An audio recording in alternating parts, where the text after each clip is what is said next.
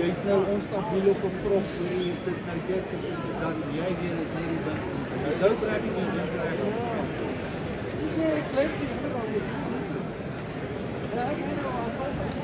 Dus kalk terwyl jy so werk, wat noem julle hierdie chassis? Noem my B-52 Stratofortress. Okay. Chassis system. So het die vliegtuig enige, die B-52 enige invloed gehad? Ons maar 'n bietjie na die Ja, Warbird en sulke goeders. Ja, so maar die trendjies op. Okay. En dan hy het 'n fully adjustable bag rider in.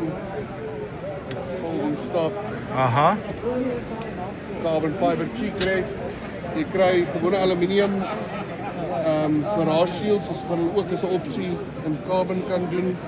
Ja, jy kan 'n ton weight by hom sit. Ja. En dit is nou spesifiek vir die ELR guns, lekker lang lope, dik Ja. lope, lekker solid stelsel.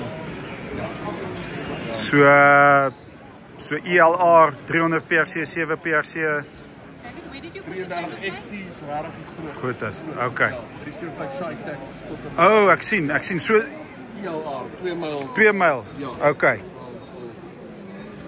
Okay.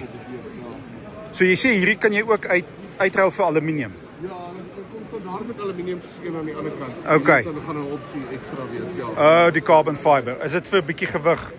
Ag, maar net vir looks meer. Looks meer. Okay. Ek dink carbon fiber is gelukkig rigid genoeg om sy job te doen. Ja. Dit maak dit baie duur onnodig.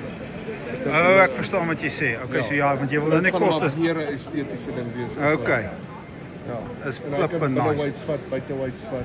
O, binne weights ook? Ja, hy kan dit. Hy's Okay. vol binne weights. As hy vol binne weights. Okay.